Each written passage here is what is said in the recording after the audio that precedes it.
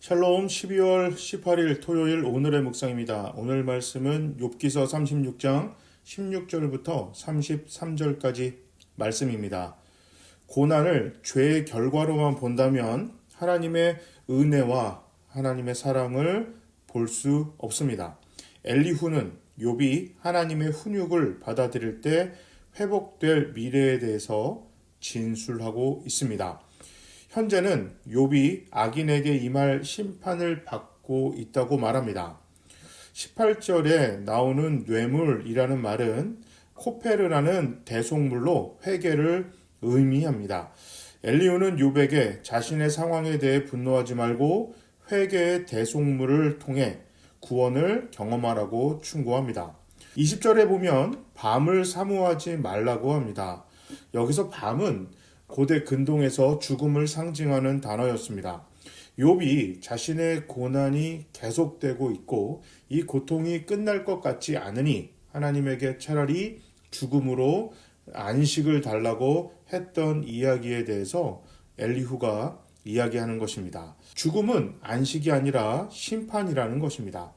엘리후는 욥에게 악에게 치우치지 말고 하나님을 붙들라고 이야기합니다. 그러면서 엘리후는 창조 세계에 나타난 하나님의 위대하심을 이야기합니다.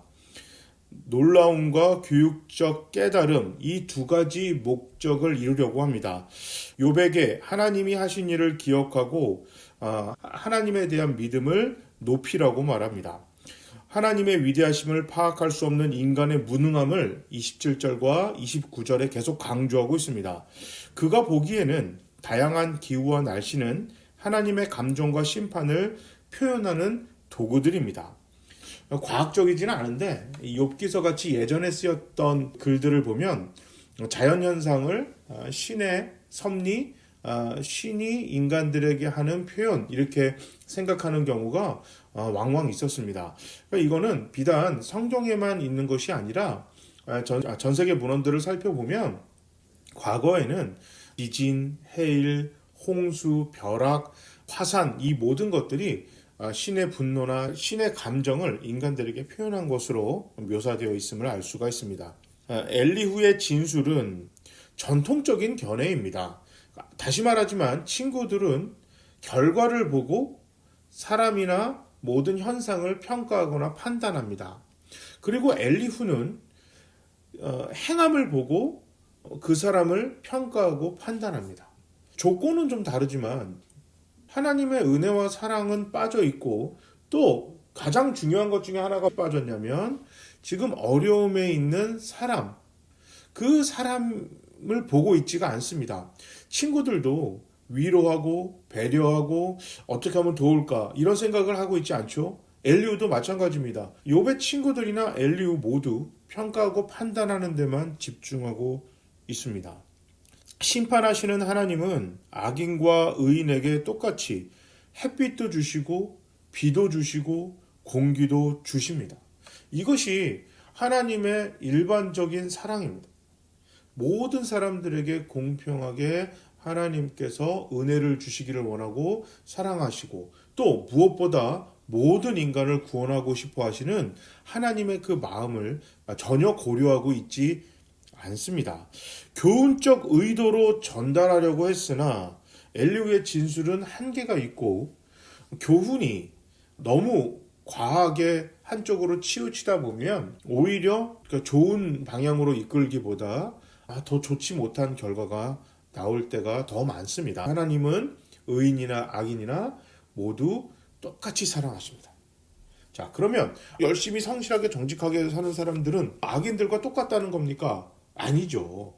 하나님은 의인과 악인을 모두 동등되게 사랑하시고 의인의 올바른 행위에 대해서는 기뻐하십니다.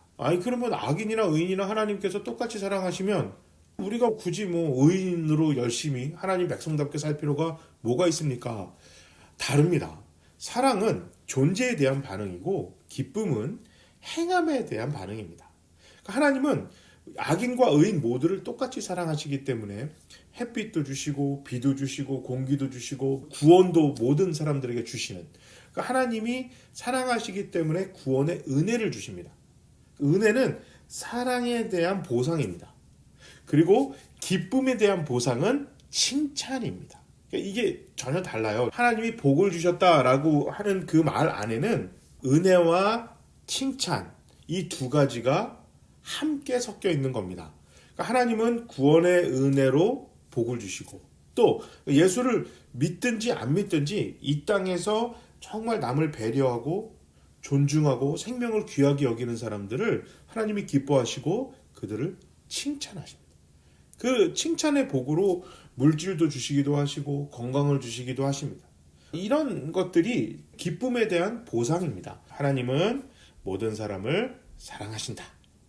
모든 사람을 사랑하셔서 모든 사람들에게 구원이라는 은혜를 보상으로 주셨다. 그리고 하나님은 이 땅에서 의인으로 살아가는 사람들을 기뻐하신다. 그 기뻐하심에 대한 보상으로 하나님께서는 칭찬을 하십니다. 그래서 구원의 은혜, 하나님의 칭찬, 이 두 가지를 합쳐서 복이라고 부릅니다. 사랑은 존재에 대한 반응, 기쁨은 행위에 대한 반응이다. 이것을 잊지 않으셨으면 좋겠습니다. 제가 한번 기도하겠습니다. 하나님께서 우리 모두를 사랑해 주셔서 진심으로 감사드립니다. 하나님의 사랑을 받은 우리 모두가 이 땅에서 하나님이 기뻐하시는 일을 위하여 열심히 노력하는 우리 교회, 우리 모두가 되겠습니다. 남을 배려하고 존중하고 귀하게 여기며 함께 어우러져서 서로가 서로를 위해서 기도하고 격려하고 위로하는 우리 교회, 우리 모두가 되겠습니다. 세상의 빛과 소금으로 이 땅에서 하나님의 기쁨으로 살아가는 우리 교회, 우리 모두가 될 수 있도록 성령님 우리에게 은혜와 능력을 허락해 주시옵소서. 예수님의 이름으로 기도합니다. 아멘. 거리두기 조정안이 발표됐습니다. 종교 활동에 대해서 특히 예배에 관해서는 아직 특별한 공지가 나오지 않았습니다. 새로운 공지가 나오는 대로 여러분들께 알려드리겠습니다. 아직까지는 교회에서 예배를 드릴 수가 있습니다. 주말 잘 보내시고 교회에서 뵙도록 하겠습니다. 참석 못하시는 분들은 온라인 11시 실시간 예배 때 뵙겠습니다. 모두 샬롬.